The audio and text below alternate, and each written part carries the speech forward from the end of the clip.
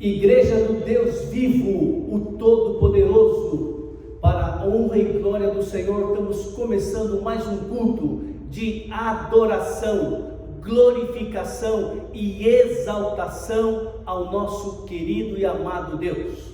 E nós queremos abrir o culto dessa tarde, lendo no livro de João, capítulo 14, de 1 a 6, versos conhecidíssimos de muitos. Assim diz a palavra do Senhor, Jesus falando neste momento: não se turbe o coração de vocês, creiam em Deus, mas creiam também em mim. Na casa de meu Pai há muitos aposentos, há muitas moradas. Se não fosse verdade, se não fosse assim, eu mesmo vos teria dito: vou preparar-vos lugar. E se eu for e lhes preparar lugar, voltarei e os levarei para mim, para que vocês estejam aonde eu estiver. Vocês conhecem o caminho para onde eu vou. Disse-lhe Tomé: Senhor, não sabemos para onde vais, como podemos saber o caminho? Respondeu Jesus: eu sou o caminho, eu sou a vida, eu sou a verdade. Ninguém vai ao Pai, ninguém vem ao Pai a não ser por mim. Jesus é o caminho, Jesus é a verdade, e nenhum ser humano pode chegar à presença de Deus se não for através da pessoa de Jesus, através da morte de Jesus no Calvário. Oh Pai querido, obrigado, Senhor, por essa verdade tão linda e maravilhosa que tranquiliza o nosso coração, nos dá paz de saber que nós estamos te seguindo e o Senhor é o verdadeiro caminho. Deus querido, nós estamos, ó Pai, aqui para te adorar, te glorificar e te exaltar, através das canções. As letras expressam, Senhor, o nosso amor por Ti, ó Pai. Ó doce Espírito Santo de Deus, usa a vida do Teu servo, Pastor Nery, para transmitir a Tua palavra, a mensagem, a pregação dela, Senhor, com poder, autoridade e ousadia, e que o Teu Espírito prepare o meu coração, o nosso coração, para receber a porção da Tua palavra, Senhor. Precisamos de Ti, Senhor, e nós oramos humildemente no nome poderoso de Jesus. Amém.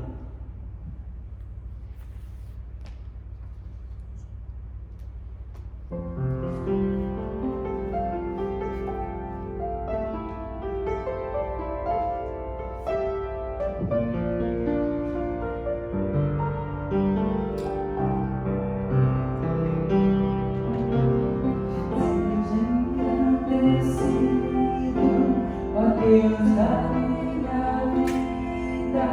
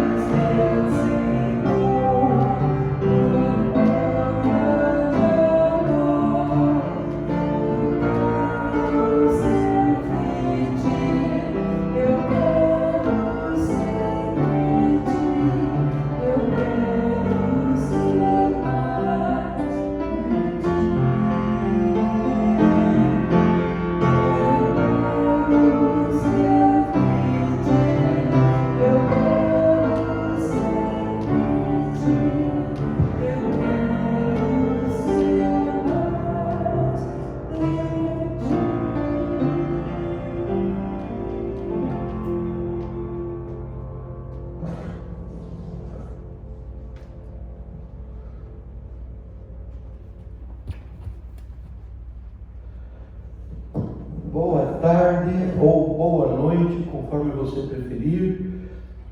Muita alegria, um privilégio muito grande estar aqui encarregado de apresentar para nós a palavra do Senhor. Nós vamos fazer em alguns minutos. Eu apenas não quero interromper para dar um aviso que eu vou dar antes. A nossa igreja, nossos pastores, nós temos concordado em que o povo ficaria melhor protegido se nós não voltássemos aos encontros presenciais. E é um pensamento, eu realmente não sei se esse é o melhor ou se não é o melhor comparativamente com outras igrejas. Isso não é uma tentativa de comparar-nos superiormente a ninguém. Apenas com algum conhecimento aqui, um pouco de conhecimento ali dos fatos, essa foi a nossa decisão, e movida principalmente por essa motivação de que pastores devem proteger o seu rebanho. O Senhor Jesus faz isso para conosco, Ele é o pastor. E a volta, como fica? Bem, algumas coisas têm mudado no cenário, no sentido de prevenção da enfermidade causada pelo coronavírus. O presidente Biden anunciou que o seu plano é ter toda a nação americana vacinada ou exposta à decisão de vacinar-se ou não até o mês de julho. Até onde nós sabemos, existe alguma controvérsia a respeito, mas as vacinas que estão em uso devem resultar na produção de níveis protetores de anticorpos depois de 30 a 60 dias. Dessa maneira, eu estou dando toda essa informação para dizer uma resposta simples. O nosso plano é que devemos aproveitar esse momento em que a nação estará na sua máxima proteção pela vacina. Aqueles que não desejarem se vacinar terão outras respostas, mas uma vez atingido esse platô, nós então devemos estar reiniciando as nossas atividades presenciais. Isso seria agosto, talvez setembro. Isso diz respeito também à nossa clínica, nossa missão urbana, Bom Samaritano, que tem estado fechada a não ser para teleconsultas. Guarde essa informação, ela foi gerada de um encontro importante entre nós pastores. Hoje nós voltamos à capela, conforme vocês estão vendo. Essa não é a minha casa, esse não é um quarto da minha casa, nem da casa do pastor Jonas, nem da casa do pastor Bebeto, nem da casa do Flávio. Esses são aqueles que estamos aqui.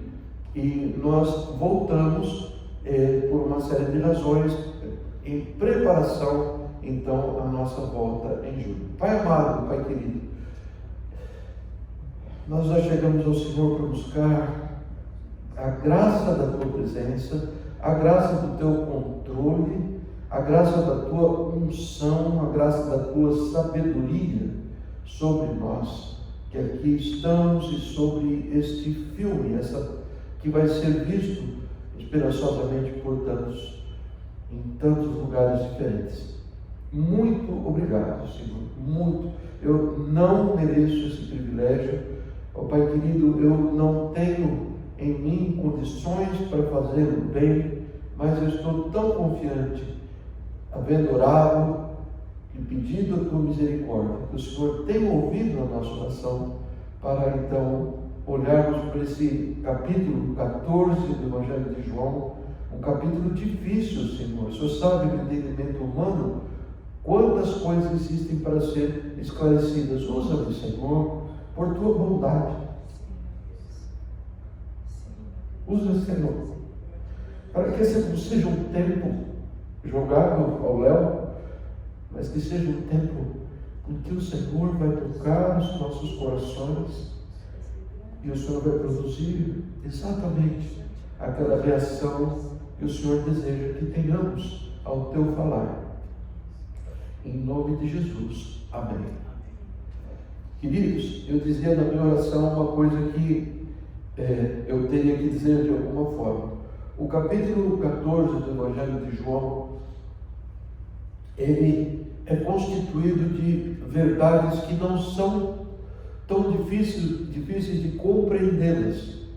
Não é necessário ir a grandes profundidades teológicas comparativas ou olhar nos idiomas originais. Não, uma coisa aqui, uma ali.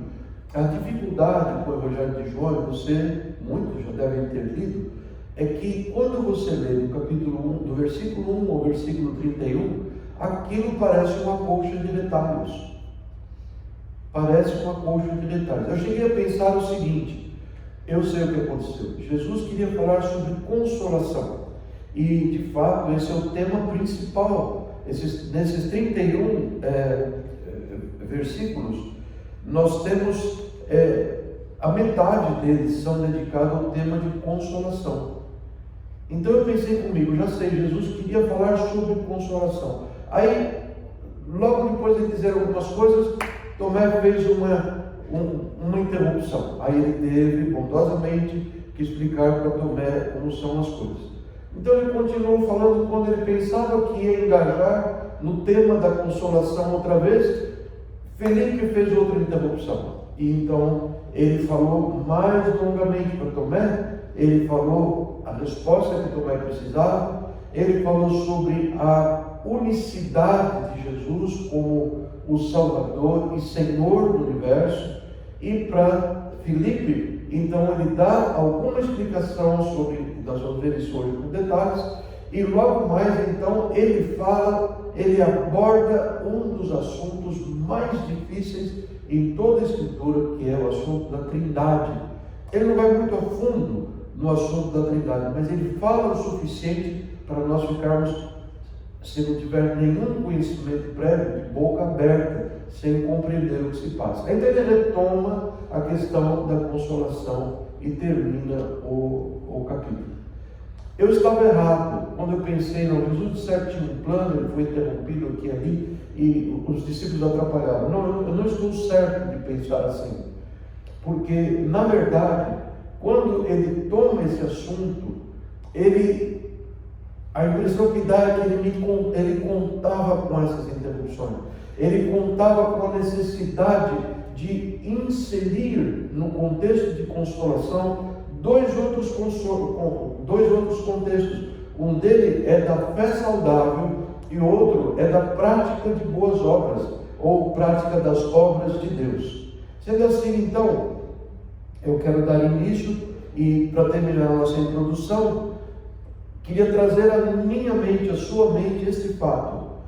Deus criou o homem porque ele estava tão feliz com Jesus, seu Filho amado, que ele decidiu ter mais Jesuses.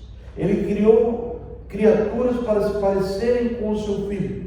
Já teve alguma coisa que você gosta muito? Então você quer reproduzir aquilo. Você quer fazer outra vez aquela receita. Foi esta motivação, claramente, quando o Pai diz que, mesmo antes da nossa existência, Ele nos predestinou, Ele nos estabeleceu no seu coração. Eu quero que eles sejam conformes à imagem do meu Filho.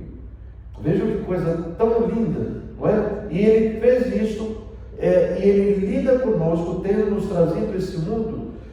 Ele tem as nossas vidas, Ele trabalha conosco, com vistas a nos aperfeiçoar. Nós viemos para o Evangelho do Senhor Jesus carregando tanto lixo, tanta coisa que incomoda Deus, coisa ofensiva para Deus. Mas Deus nos amou, ainda que nós fôssemos pecadores. Então Ele nos traz para o reino do Filho do seu amor, e agora, dada a salvação eterna, Ele começa um processo de santificação, com vistas ao aperfeiçoamento, com vistas à melhora, com vistas a trabalhar em nós, para que nós pudéssemos ser semelhantes, atingir a estatura de Jesus, a quem esse trecho de Efésios que eu estou referindo para vocês, Efésios capítulo 4, a quem ele chama do varão perfeito. Entenderam bem?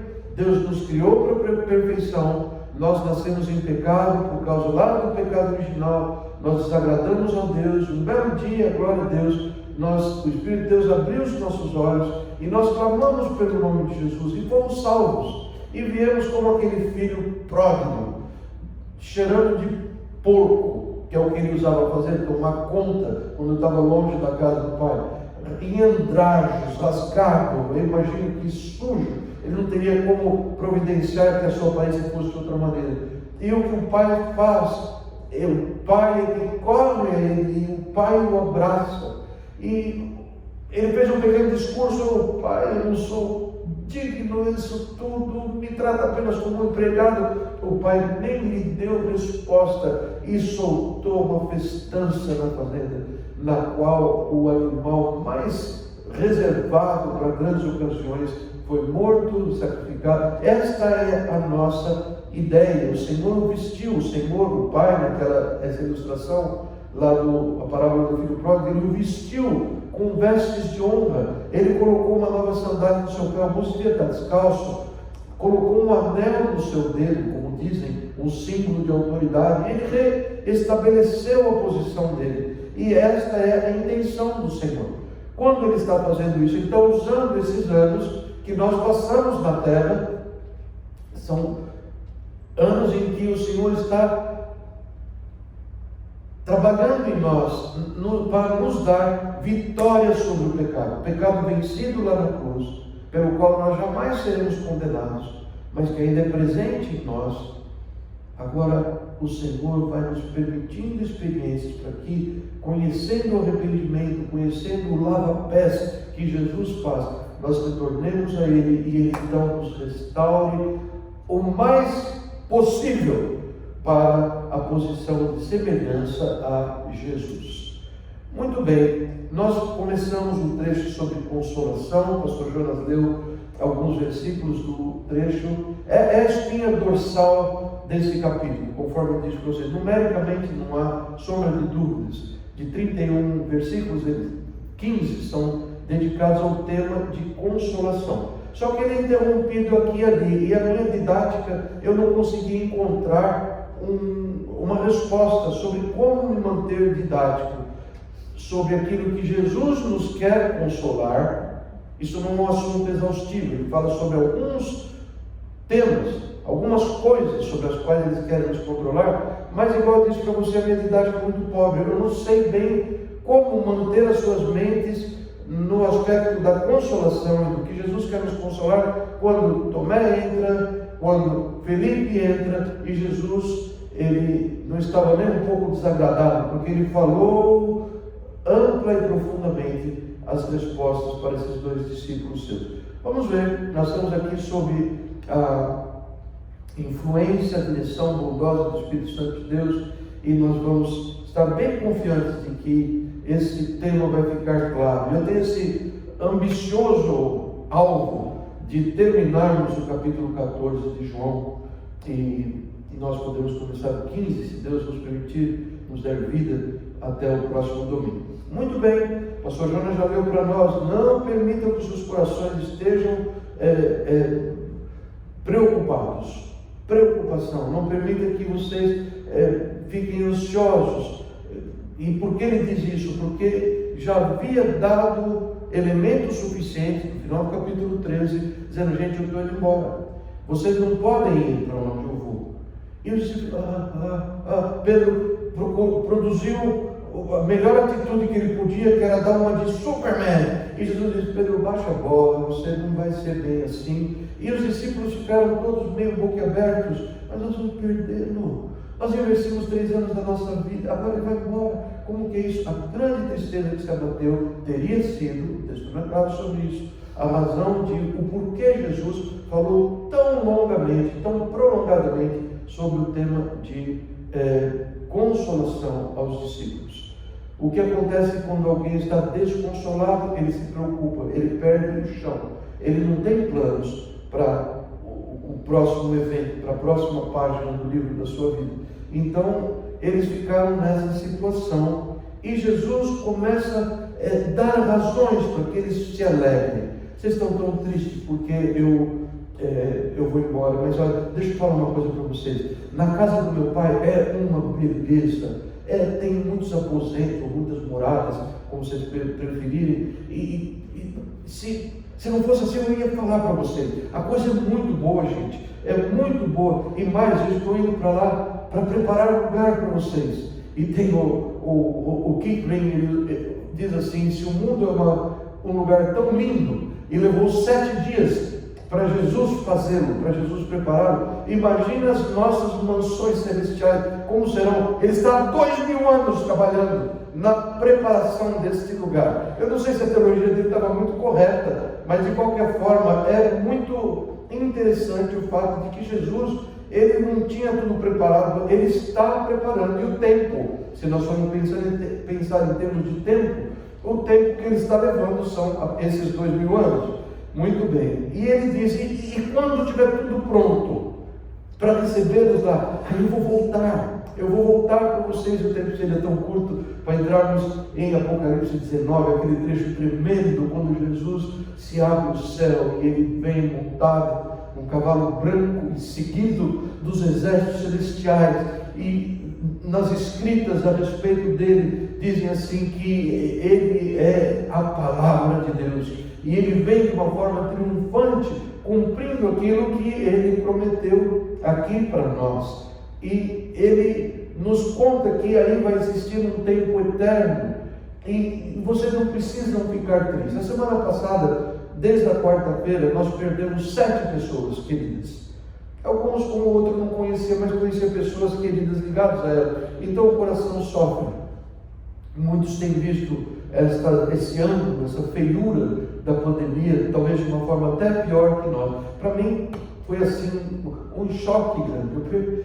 Eu perdi um amigo tão querido, tão especial, e como é duro, como é difícil, mas é bom que nós entendamos que, embutida na palavra do Senhor, ele diz assim, o Espírito Santo anunciou através de Paulo, diz assim: meus irmãos, eu não quero que vocês sejam ignorantes com respeito aos que morrem, ou aqueles que já dormem, senão vocês vão ficar tristes, igualzinho os incrédulos que não têm esperança.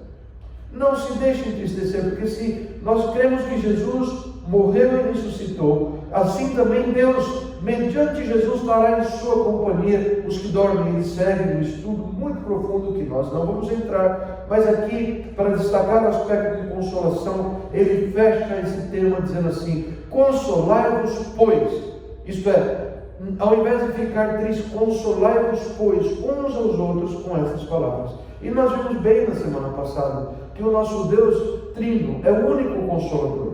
Nós não podemos dizer: eu vou consolar aquela pessoa. Não. Nós temos que pedir graça do Senhor, e no processo de consolar, se o Senhor nos der essa oportunidade de consolar alguém, o que nós fazemos? Nós levamos o desconsolado para que Jesus, o Espírito Santo, Deus Pai, o console, porque só Ele que pode fazer. É uma clicagem no interior do coração que ninguém pode fazer. Ninguém pode fazer. E Jesus, Ele é anunciado, o Espírito Santo é anunciado, Deus Pai é anunciado como aquele que tem poder sobre o desconsolo e a tristeza em qualquer forma de provação, em qualquer forma de tristeza. Ele tem poder de fazê-lo, e Ele o faz com esse propósito, de que nós, tendo sido consolados, nós aprendemos: uau, Jesus me consola, Ele me consolou, então agora que eu vendo um outro desconsolado, vou levar para Ele. Sabe de uma coisa? Jesus pode consolá-lo também. Esse é um dos aspectos. E sem dúvida, o pensar no céu, pensar na eternidade, é um assunto que ele saiu das nossas conversas mais frequentes. Não é verdade, irmãos?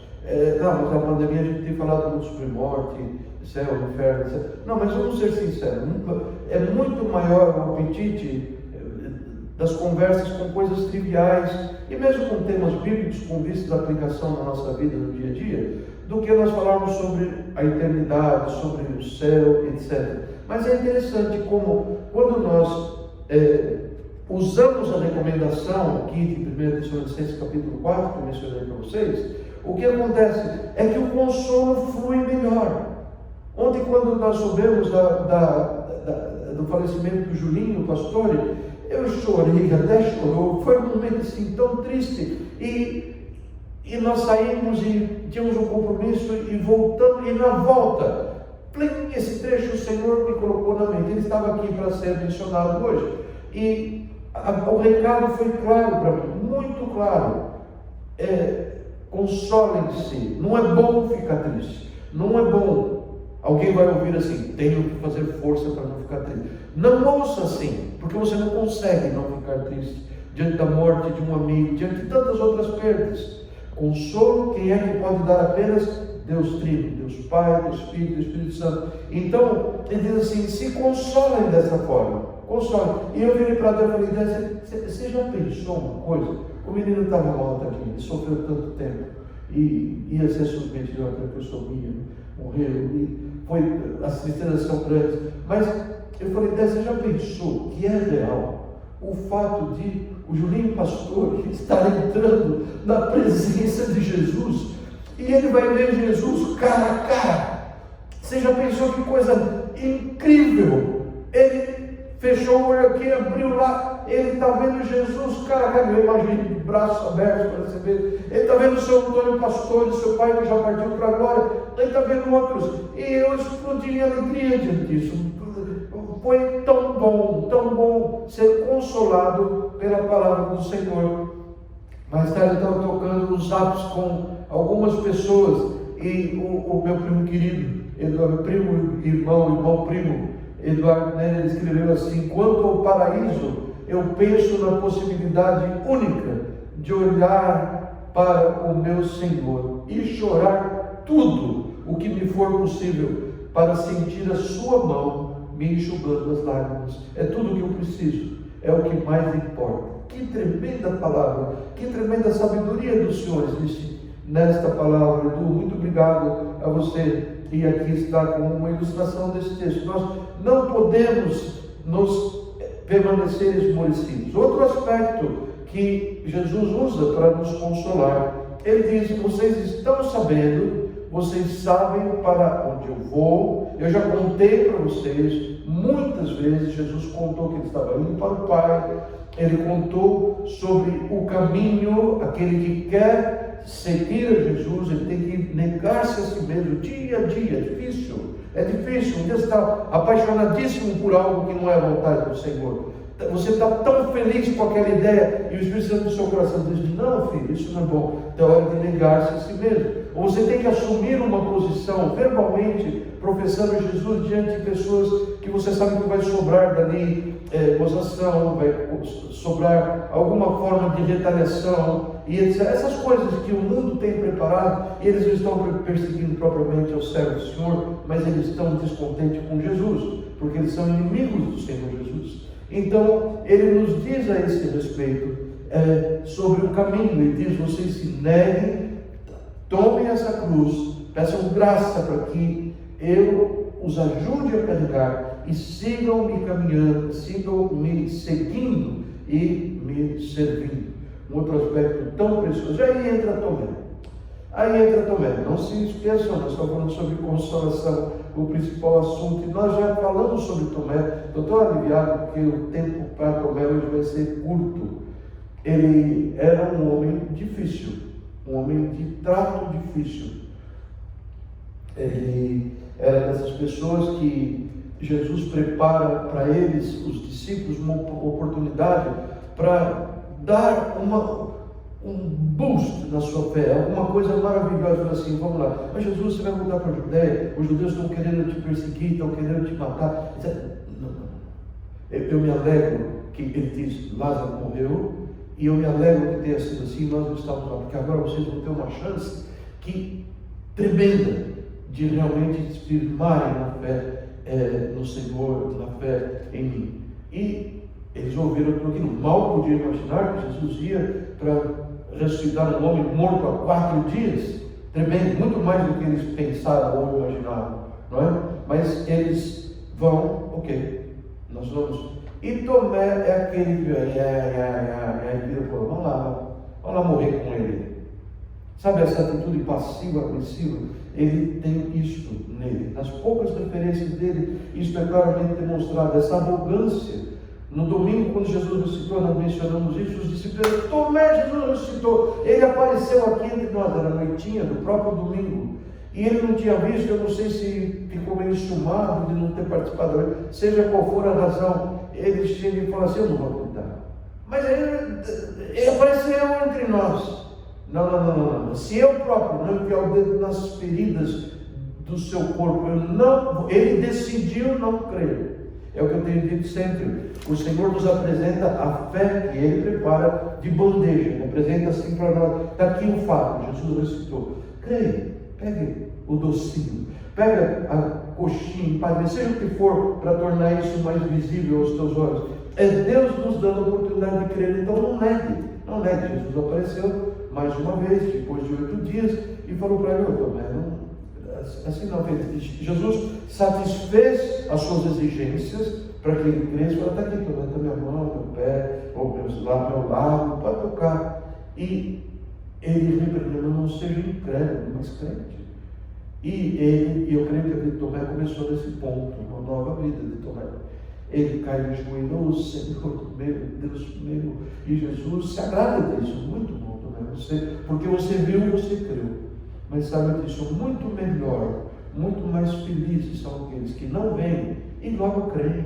A palavra do Senhor diz, creem, não estabeleçam dificuldade para isso. E Jesus, que ficou aparentemente surpreso, porque se vocês sabem quando eu vou tomar isso, eu não sei para onde o Senhor vai, Jesus reenfatizou no famoso verso, João 14,6, dizendo, na minha linguagem aqui mais prosaica, Tomé, eu não sou apenas o caminho, eu também sou a própria verdade e a vida.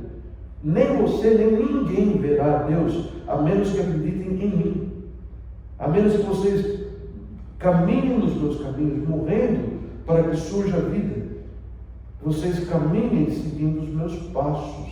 E nós poderíamos seguir aqui por um longo tempo, falando sobre a profundidade de João 14:6. Eu sou o caminho, a verdade e a vida, ninguém vem ao Pai senão por mim. Eu vou me omitir de fazer. Eu sei que existem livros só sobre esse versículo. Eu sei que existem séries de conferências só sobre esse versículo.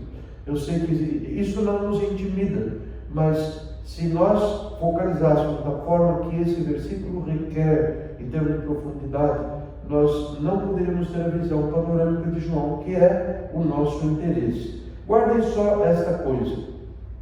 Jesus fala que ele é o caminho, artigo definido masculino, o caminho, um único, não é um dos possíveis caminhos. Existem algumas heresias populares que nós já nascemos como que com elas fazendo parte do som que nos rodeia, não é? Eles falam, todos são filhos de Deus. Outro, Deus está dentro de você, Deus está na natureza, olha que lindinho. Deus é amor, portanto Ele não condenará ninguém. Não importa em que você acredite, desde que você seja sincero, acreditando, tudo irá bem com você.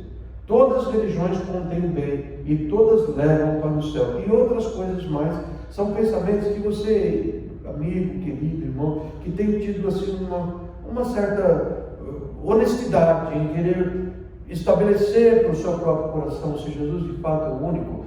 Você abraça essa verdade, porque Ele nos conta, eu sou o caminho, a verdade, não dê ouvidos àquilo que os homens dizem, vamos dar ouvido àquilo que Jesus diz. E se mesmo assim está difícil de acreditar, nós já sabemos o caminho. Ele é o autor, Ele é o aperfeiçoador da fé. Nós podemos, eu queria tanto crer que o Senhor é o único, mas eu não estou conseguindo. Essa minha cabeça é cheia de informações erradas, cheia de tradições, está me impedindo, Jesus, mas eu clamo ao Senhor, e todo que clamar pelo nome de Jesus será salvo. E assim o Senhor Jesus vai ter outra oportunidade, ou nós vamos ter outra oportunidade de falarmos sobre este versículo tão rico, tão precioso. E Jesus segue, ainda sem voltar no aspecto de consolação, em prolongamento daquilo que ele falou a Tomé, e ele diz assim, olha, se vós, você, grupo de discípulos, estava ali com eles, os 11, de fato tivesseis me conhecido, terias conhecido também o meu Pai, e desde agora vós o conheceis e o vistes. muito difícil, muito difícil. Mistério dos mistérios, a Santíssima Trindade. Eu tenho versículos para os irmãos, eu ficar tão feliz se você me escrever pelo zap. Meu pastor, manda os versículos que falam sobre a Trindade. Eu vou mandar, não são todos, mas são um assunto muito difícil. Esse homem, lá na alta Idade Média, Agostinho, um homem de Deus, havia se convertido numa vida tão horrível. Ele veio para o Senhor e ele cresceu. Os escritos dele ainda são colunas, bases da fé cristã. E ele se pegava demais com isso. Como é possível um Deus, três pessoas, coexistir com um único Deus? Isso nunca participava dos seus sossegos, o assunto sobre o qual ele tinha sossego. Até que um dia ele está caminhando numa praia, ele vê um menino assim, a uma certa distância, um garotinho pequeno, com uma vasilha na mão, e ele ia até a água, enchia, voltava, derramava, ia, voltava. Ele foi se aproximando, e assim como que um sorriso no rosto, ele perguntou: menino, o que está fazendo? E o menino responde assim: o senhor está vendo esse buraco? Eu que fiz. Então hoje, até minha mãe me chamou para jantar, até a noite, minha invenção, até a noite, até a hora de eu ir embora, eu vou colocar esse marzão inteirinho dentro desse buraco. E aquilo foi uma visitação de Deus para Agostinho no que diz respeito à Santíssima Trindade. Ele compreendeu que, como diz o Senhor lá em Isaías, os meus caminhos são mais altos do que os vossos caminhos. Não é possível colocar nessa tua cacholinha toda a minha sabedoria. Alguns mistérios, eles vão ficar reservados para a eternidade. E esse certamente é um desses mistérios. Mas nós podemos conversar mais sobre Trindade se você quiser. E terminado esse assunto com Tomé, ele ainda não volta para o assunto de consolação, porque Filipe vai em frente. Filipe ouviu bem as palavras. Então, se vocês realmente me conhecessem, vocês iriam conhecer, se ser conhecidos, íntimos do Pai, porque ele e eu, nós andamos em harmonia, nós somos uma pessoa. Vamos aqui o texto, somos um, ele vai usar isso em João capítulo 10, nós já estudamos, mas você vê a mim, você vê o Pai. E Filipe diz: Senhor, olha, tudo que importa é que eu veja o Pai. Esse é o meu sonho. Só que Filipe queria ver Deus Pai. Bom, a palavra já tinha estabelecido que seres humanos não podem, não suportariam, nossa estrutura não suportaria visualizar o Pai. Não existe esta possibilidade. Moisés o viu pelas costas, e esses são trechos tão amplos, maravilhosos, tanto quanto misteriosos. Mas ele diz: quem sabe que eu estou agora com Jesus aqui, eu sou o peixinho do Messias, quem sabe ele vai me dar algum privilégio de conhecer o Pai. Jesus disse: Filipe, vem cá, como que é isso, Filipe? Você me vem dizer, mostra-nos o Pai? Isso vai bastar para você? Há tanto tempo eu, Jesus, estou convosco, e tu não me tens conhecido, Filipe?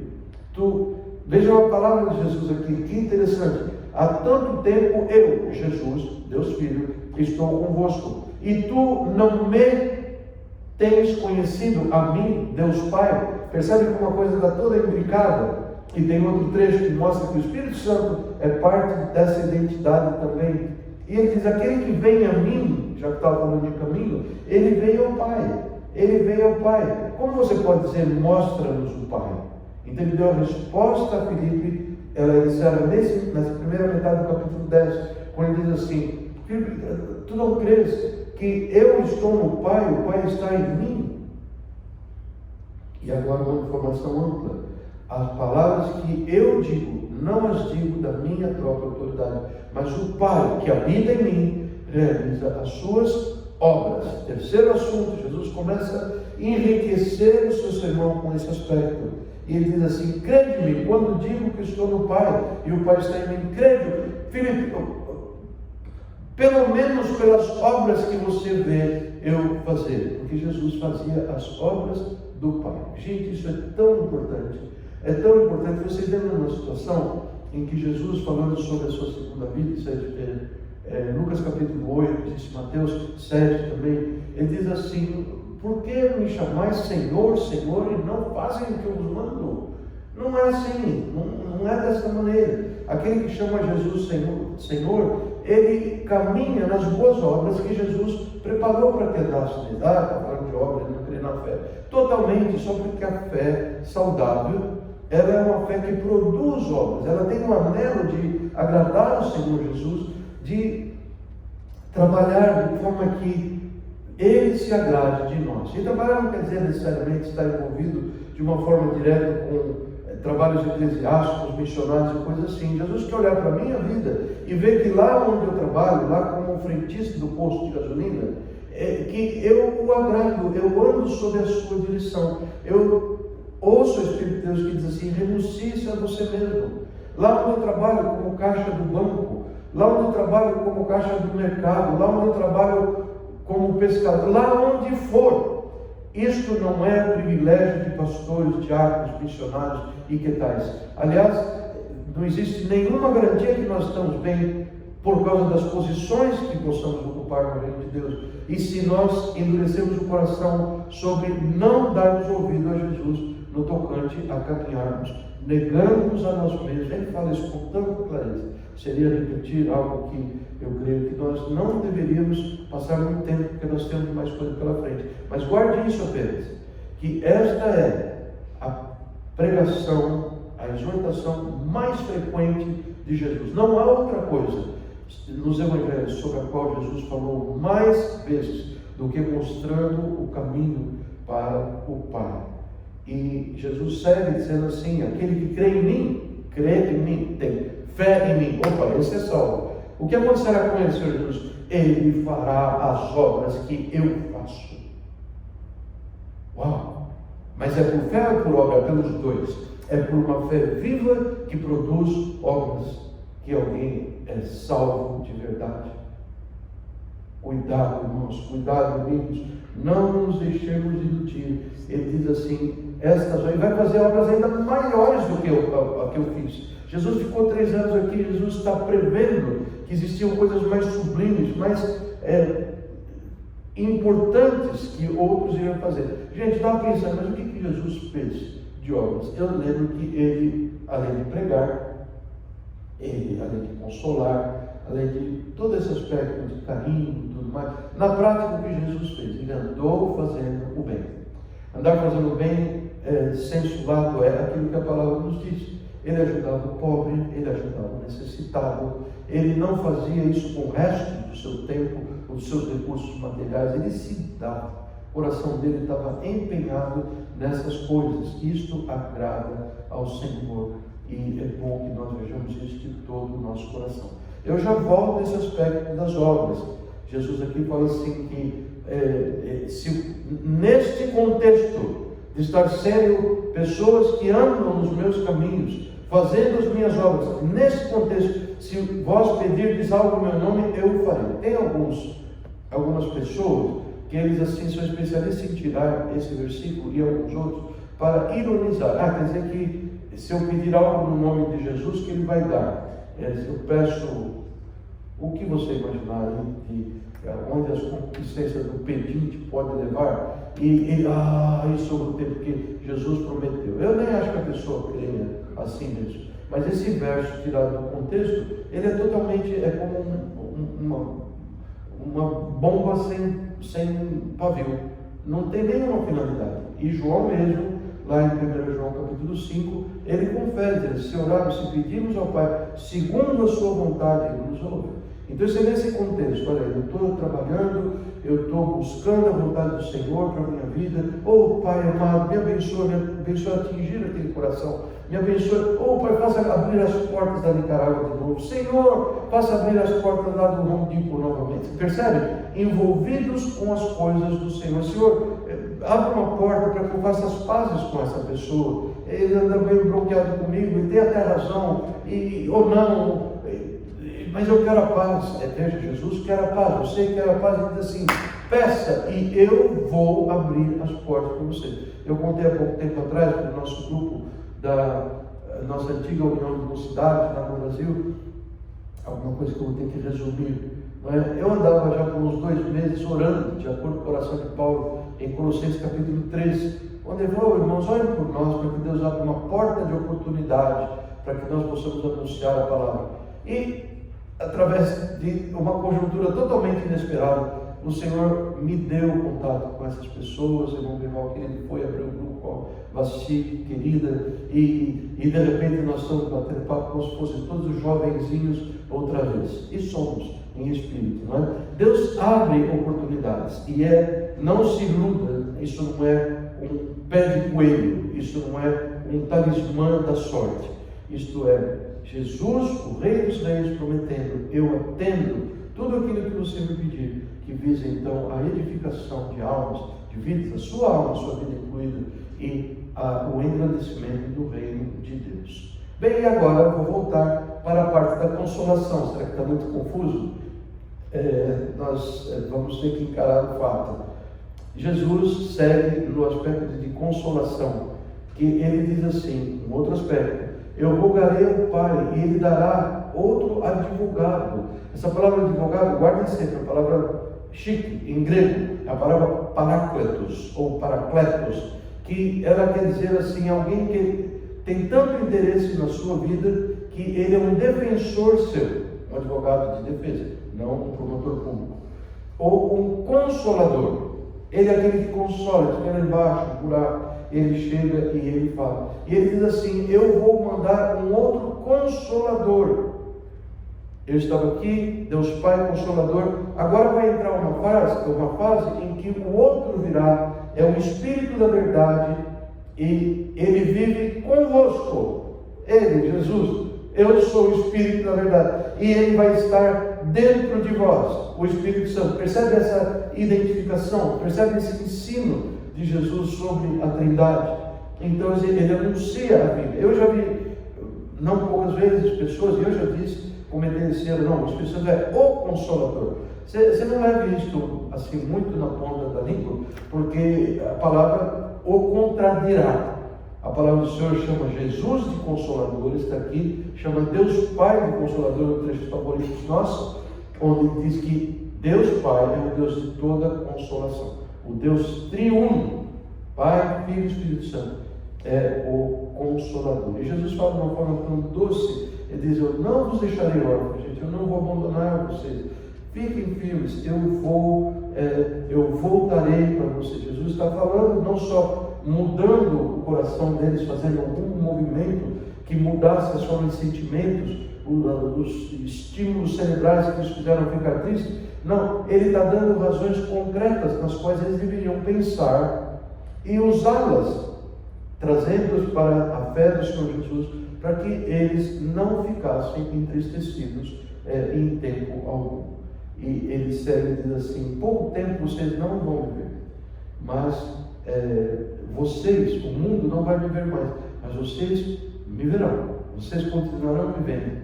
Interessante a gente pensar nisso, que depois que Jesus morreu, nenhuma vez ele foi visto mais por incrédulos, seus inimigos, os líderes religiosos, não, nunca, para essa gente acabou o tempo.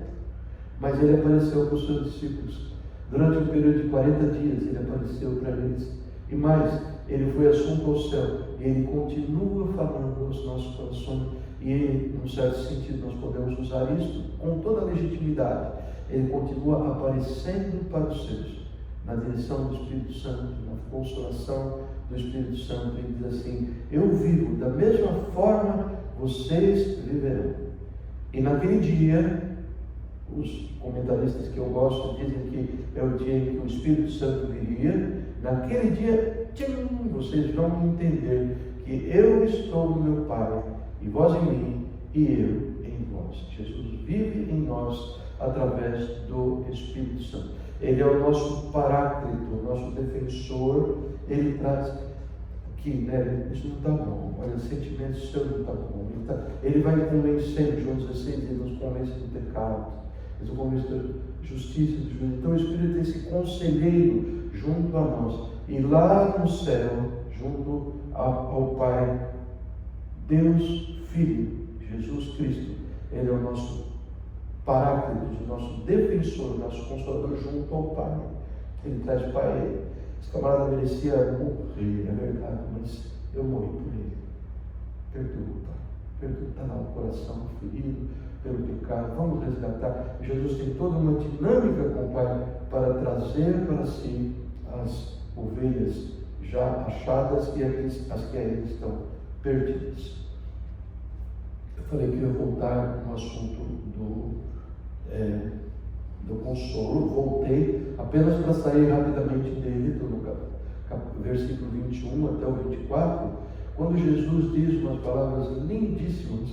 Eu amo esse moço tão especial, tão querido, Sérgio Pimenta, esposo de Sônia, nossa amiga queridíssima, já está com o Senhor na glória.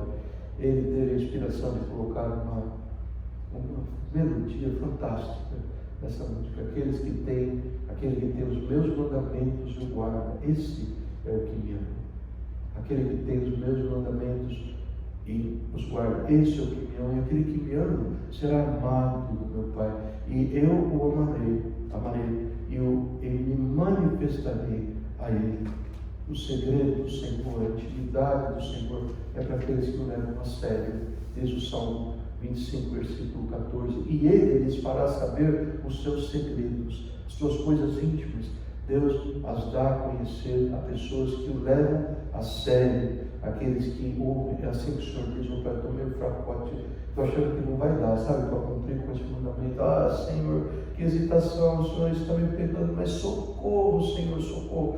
Clamo pelo teu livramento. E o Senhor, Ele vai trabalhando em nós, Ele vai dar para nós a vitória, que é garantida pela promessa do Senhor. E de onde virá, diz Judas, não os Iscariotes, de onde virá que tu te has manifestado a nós e não o mundo? E Jesus repete essas palavras: se alguém me ama. E vai repetir isso em 1 João 2 outra vez. Olha na sua Bíblia quando terminar o culto, que eu não tenho aqui. Se alguém me ama, este guardará a minha palavra. E meu Pai o amará, e viremos para ele, faremos nele morada. É assim que as coisas funcionam, queridos. É assim. Isto é fazer obras de Jesus. Isso não é só lidar com o seu interior, que é um componente tão importante.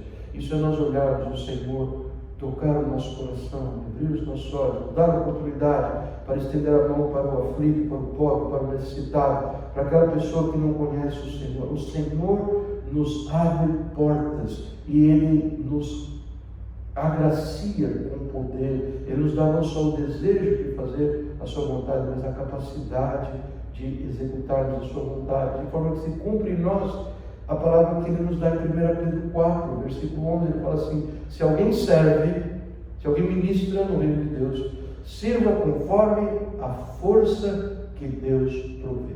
Eu queria muito que cada vez mais nós fôssemos um povo assim, não dado a muitos. É porque a vida é curta. Tem curso tão bom, tem coisas tão boas, tem filosofias tão boas, livros tão bons, mas aos 68 anos de vida, sabe o que eu gostaria, irmãos? Eu gostaria de ter comunhão com pessoas que, não que eu seja melhor, trazê-las ao meu nível, mas que nós andássemos juntos nesse nível. Uau, o desafio é grande. Sabe uma coisa? Eu não dou no coro, eu não consigo fazer. Mas não estamos aqui para falar sobre aquilo que eu consigo ou não consigo fazer. Nós estamos aqui para buscar a força do Senhor, a força que Ele provê, de maneira que todas as atitudes que eu tenha venha trazer glória ao Senhor Jesus. E as pessoas vão ver e falar assim: não foi esse cara que fez, eu conheço ele. Não é dessa forma. Não tem nele a qualidade, mas o Senhor nos dá graça. Isso é muito superior aos pensamentos de: não, eu vou fazer uma força, eu vou escrever no meu diário, a partir de hoje 3 pontinhos. Isso não existe no reino de Deus. Existe um Deus poderoso que diz: se você for me servir, sirva de acordo com a força que eu posso prover com ela. E esta é a palavra que termina aqui a parte de obras. Não antes sem dizer palavras tão conhecidas de Tiago, capítulo 2, palavra de Deus através de Tiago, quando ele diz assim: meus irmãos, que aproveita se alguém disser que tem fé e não tem as obras? Porventura a fé pode salvá-lo? Eu creio, isso ajuda? Não, o Senhor diz assim nesse mesmo texto, o diabo também crê dessa forma. treme de medo. Treme de medo. Parece que você só crendo nas firulas das mitocôndrias dos antigos hieroglifos e você chega a uma cultura com a cabeça desse tamanho. O Senhor diz assim: tem alguma coisa que resulte para o bem do teu próximo? As tuas pós-graduações, os teus doutorados, os teus PhDs, isso está resultando para o bem, porque isso é o que eu vim fazer, isso que eu requeiro dos meus servos para fazer. E não adianta parecer um irmão, mas é um pobre, né? Está aí, mas o camarada está nu, ele está com fome, está com um bafo de gente que já não come uma porção de tempo. E você, não, mas eu cuido, tem que deixar comigo. Irmão, vai em paz. Se agasalhe bem. Coma até fartar. O cara não tem roupa, o cara não tem teto, o cara não tem nada. Amados, nós temos que ter este clamor nos nossos lábios. Jesus, me faça como o Senhor. Porque este é Jesus. Este é o Senhor. Eu quero dar um exemplo para você. Você crê que é um só Deus? Faz bem. Como eu falei, os demônios também creem. Mas, assim como o corpo sem espírito está morto, assim também a fé sem obras é morta. Queria contar para vocês desse indivíduo que chamava Horatio Spafford, Horácio em português, Spafford. Para mim ele é um dos exemplos mais lindos dessa massa que Jesus apresenta para nós em João 14, quando ele fala de consolação, de fé e de obras, tudo juntinho assim. Spafford era um advogado muito bem sucedido, crente do Senhor Jesus, presbítero na sua igreja. Aos 45 anos de idade, um homem muito rico, investia pesado na área de imobiliária. Ele morava em Chicago e naquele ano houve o famoso histórico incêndio de Chicago. Ele perdeu não tudo, mas quase tudo. Ele ficou à beira da miséria, 45 anos de idade, é difícil começar tudo de novo, pelo menos no mesmo nível, né?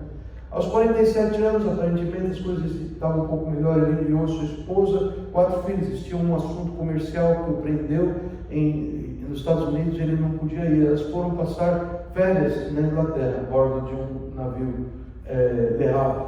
E num certo ponto, já próximo às costas da Inglaterra, esse navio ele é atingido por um outro, se colide com um outro navio e ele afunda e ali morrem suas 4 filhas. 4 filhas. Tem um telegrama histórico, o biografista nos diz isso, que ficou viva a sua esposa e ela escreve esse telegrama histórico e diz para ele: salva por ele sozinho. Os 4 filhos imaginaram sério. Isso é muito sem definição com palavras, na verdade. Ele viaja para conhecer a esposa e ao passar pelo local do naufrágio, quando o capitão diz assim: olha, foi nesse lugar que o navio afundou, foi nesse lugar. Ele parado, tocado pelo Senhor, ele escreve um hino tão doce, em inglês está tudo bem com a minha alma. Em português, ele diz assim: se paz a mais doce eu puder gozar. Eu quero cantar com vocês. Quando a Débora vem, eu vou te contar o resto da história. Horácio e Ana tiveram mais 2 filhas e um filho. Aos 54 anos, tinha 47 anos quando morreram suas filhas. Aos 54 anos, o seu único filho, que tinha o seu nome, Horácio, Horacinho, aos 4 aninhos de idade, ele morre de febre escarlatina. 1 ano e meio depois, fala: agora acabou a vida desse homem. Queria lembrar todos os 54 anos, dos anos 1800, isso devia corresponder a alguma coisa mais ou menos da ordem de 70 anos, 75 anos, se vivia menos naquele tempo. As pessoas estavam mais expostas à morte prematura. E aos 54, avançada idade, naquela época, 54 anos, ele perde o seu filho. E 1 ano e meio depois, aos 55 anos e meio, Horácio decide liderar um grupo de missionários e vai para Jerusalém, que na época era uma colônia mista de várias raças. Não existia estrutura do Estado de Israel, nós estamos falando antes do ano de 1900. Israel foi reorganizado em 1948 apenas, e ali ele funda uma colônia com cristãos suecos e americanos juntos, e eles vão ganhando a confiança das comunidades muçulmanas, judias e cristãs que viviam no local, ganha confiança, ganha carinho, ganha amor daquela gente. E esta missão que ele abriu, 19, durou 52 anos. Ele já havia falecido quando a missão deixou de existir. Ele já tinha partido para o Senhor. E qual a atividade deles nesta missão? Era trabalhar em hospitais, orfanatos, preparar refeições para o pobre necessitado. Igual Jesus, a pessoa de Jesus, Cristo em nós, é a esperança da glória. O Senhor o ergueu uma vez, o ergueu outra vez aos 60 anos. Ele falece de Himalaia, seu túmulo se encontra lá na antiga cidade de Jerusalém. Um autor judaísmo, ele escreveu um artigo sobre este fato, dizendo, o título é Messianismo, isto é, a pregação sobre o Messias, Santidade, Carisma e Comunidade, uma colônia sueco-americana em Jerusalém, entre os anos 1881 e 1933. O justo cai, mas ele não fica prostrado, porque o poder de Deus o levanta, e aquilo não é só um equilíbrio nos seus sentimentos e agora ele pode voltar a curtir a vida. Não, isso tem tudo a ver com nós olharmos para o nosso futuro e decidirmos: Senhor amado, faça de mim um vaso escolhido pelo Senhor, use-me. Eu quero dar honra para o Senhor durante os anos que me restam aqui na terra. Uma fé saudável, irmãos, uma fé saudável, uma fé que gera em nós esse sentimento de sermos pobres de espírito. Eu não tenho nada, o Senhor, a quem tenho eu no céu senão a ti, diz o Salmo 73, e na terra não há quem eu deseje além de ti. A minha carne e o meu coração desfalecem, mas Deus é a fortaleza do meu coração e a minha herança, a minha porção para sempre, para sempre. É um homem que está completamente, pelo poder da graça de Deus, se desligando das coisas desta vida, porque elas não podem oferecer felicidade ou segurança, e ele vai se tornando cada vez mais ligado a Deus, sabendo que só Deus pode lhe trazer ajuda, esperança e força. O fim do capítulo, que volta para o aspecto de consolação, é muito lindo. Ele fala um pouco mais sobre o Consolador. E antes que eu avance, nós podemos avançar porque está no fim mesmo, a minha última página. O Senhor Jesus diz essas palavras assim, muito fortes. Ele diz assim: deixo-vos a minha paz. A minha paz vos dou. Minha paz. Duas vezes. O que é isso de mim? Fala assim: minha paz não é igual à paz que o mundo dá. A paz que depende dos bens, depende do seu equilíbrio emocional, depende. Não, a minha paz é assim. Ela é a paz que eu posso dar para que você a tenha continuamente em todas as circunstâncias. Ouviram bem? Em todas as circunstâncias. Eu só fiquei tão triste pela perda do meu sim, não o conheci, mas nós ficamos tristes por você. Nós ficamos muito tristes, sentindo na pele, mas Deus pode, Nestor, Deus pode, Marquinhos, pastor, Deus pode, Leila, pela Cátia que partiu, Deus pode, pela sua irmã, Ronald, Meire, a Mércia que partiu, uma senhora tão bonita. Isto não fugiu do controle de Deus. Sim, eles morreram. Sim, aquela tribulação no coração. Mas o nosso Deus, Ele é vitorioso e poderoso para nos dar o seu consolo, a sua paz, que não depende das circunstâncias. Eu quero realmente terminar contando para vocês uma breve história. Existiu na Europa, pelos anos 1700 e 1800, um moço que se converteu ao Senhor, Barão von Zinzendorf. Ele morava numa nação que hoje não existe mais, deixou de existir na Primeira Guerra Mundial, que era a Morávia. E ali ele se converteu um homem de posses e ele começa a andar com o Senhor, negando-se a si mesmo, tomando cada dia a sua cruz e servindo o Senhor à medida que ele o seguia.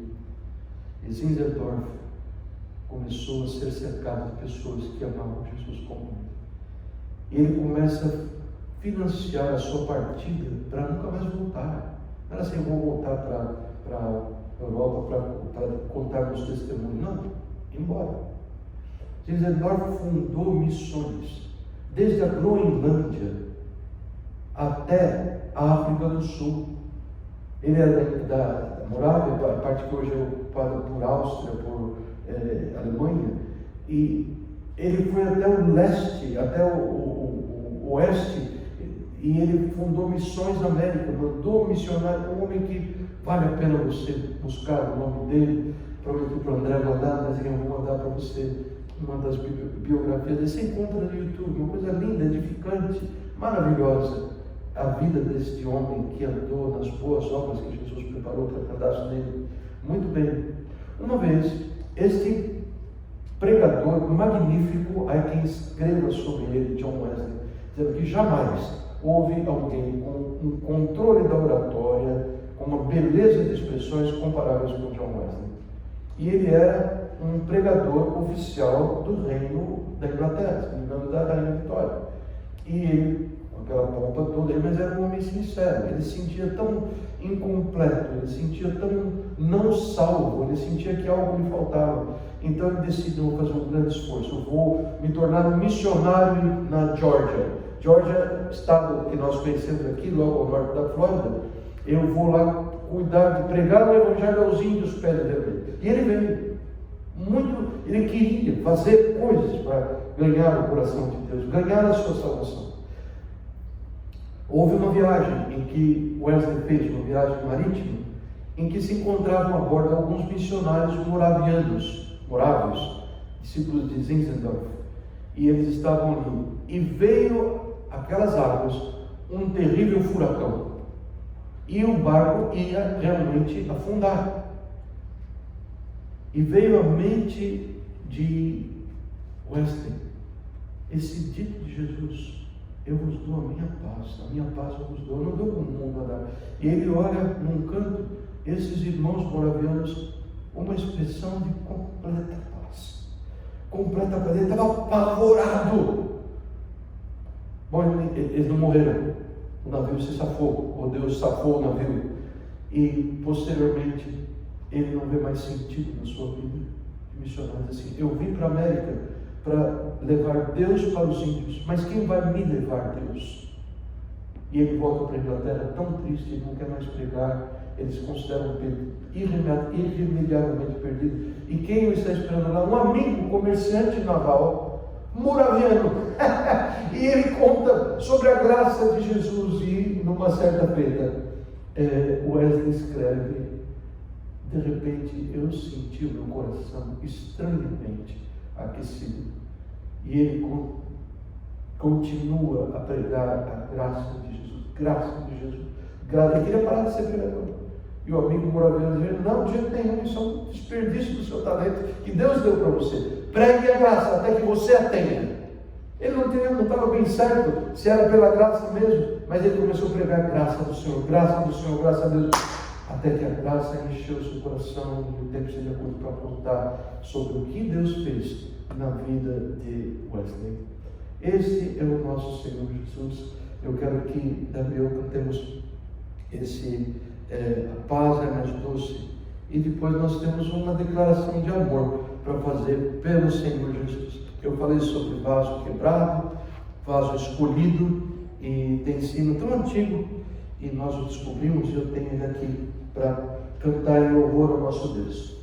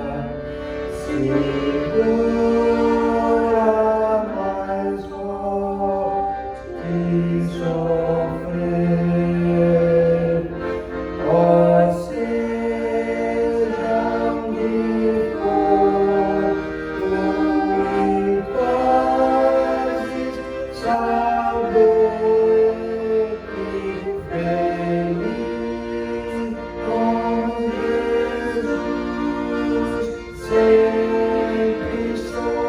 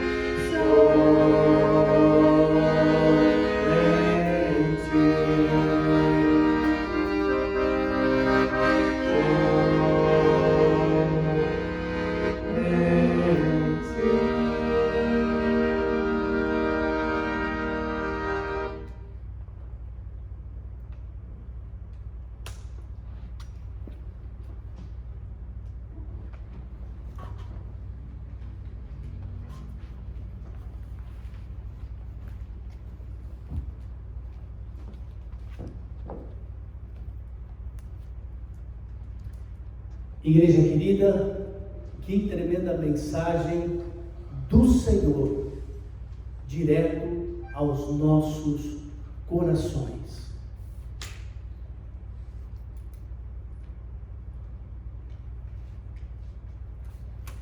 Queridos, como parte do culto, nós temos nesse momento a nossa oportunidade de entregar os nossos dízimos. Você tem a oportunidade de entregar o seu dízimo através do Zelle. O número já é conhecido de todos, mas está aí: 813-505-5659. Vou repetir: 813-505-5659. Também o irmão pode entregar o seu dízimo fazendo cheque, porque tem muitos irmãos que não gostam de enviar pelo Zelle e gostam de enviar o cheque. Está tudo bem, faça o seu cheque no nome de Kendall Brazilian Church, ou simplesmente KBC. Põe no envelope e mande para o seguinte endereço que está aí na tela: 7701 Southwest 98 Street, Miami, Flórida 33156. Também, se o Zelle não é possível para o irmão, o cheque também não é possível, e o irmão gostaria de trazer no escritório da igreja, não tem problema. Toda terça-feira, das 9 da manhã ao meio-dia, o pastor Cid está na igreja e ele pode recebê-lo. Ou toda quinta-feira, das 2 da tarde às 5 da tarde, pastor Cid está na igreja e pode receber o seu dízimo. Mas se de repente para você, terça e quinta, nesse horário não é possível, o irmão pode vir um outro horário qualquer. Sabe por quê? Olha aí o videozinho. Você vai chegando na igreja, do lado esquerdo tem uma tampinha preta ali, você levanta e você deposita o seu dízimo aí dentro. É seguro, não tem problema, e o pastor Cid também vai receber. Nesses pequenos segundos, enquanto o irmão participa através do seu dízimo, nós vamos estar em silêncio e vamos orar pela vida dos irmãos.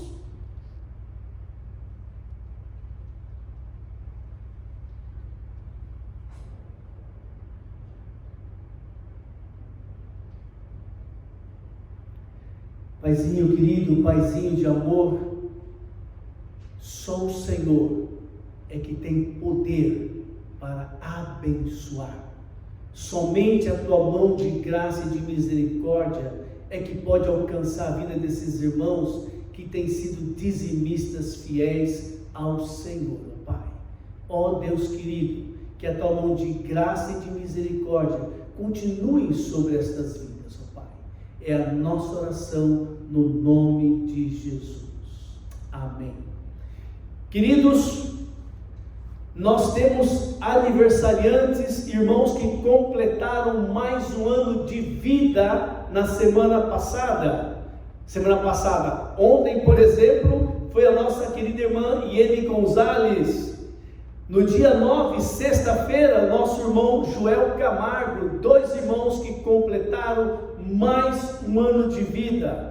Também nós tivemos irmãos que completaram mais um ano de casados. Aqui conosco o nosso irmão Flávio Brito e a sua esposa Karen, lá na sua casa, nesse momento participando do culto. Semana que vem nós temos 5 irmãos que vão completar mais um ano de vida. Nós começamos com a nossa irmã Liane Violante, dia 12 de abril, segunda-feira, amanhã. Nai Yamashita, 14 de abril, quarta-feira. O nosso irmão Adilson Ferreira, 14 de abril, quarta-feira. Marisa Reis, 14 de abril, quarta-feira. E a nossa irmã Luli Ortiz, no dia 17 de abril, sábado. Também nós temos um casal que vai completar mais um ano de casado semana que vem. Dia 14, quarta-feira, Renato e Miriam Peniche. Glória a Deus por mais um ano de vida. A você, meu querido irmão, que completou. Foi a mão de Deus que te abençoou, que te protegeu, que dirigiu, que te sustentou. Você não completou 365 dias por acaso. Não, foi a mão do Senhor. Aos amados que completaram mais um ano de casados também, e esses irmãos queridos que vão completar, vamos estar orando pela vida de vocês. Queridos, como mencionou o pastor Nery, foi uma semana difícil, em que irmãos da nossa fé, irmãos da nossa igreja, perderam um ente querido, e nós queremos também pedir ao Senhor que te console, que Ele possa te inundar de gozo que só Ele pode dar. Nós temos a nossa irmã Meire, a nossa irmã Cida, nós temos o nosso irmão Nestor, nós temos a Leila, nós temos a família Pastor, que eu não conheço, mas são queridos da família Nery.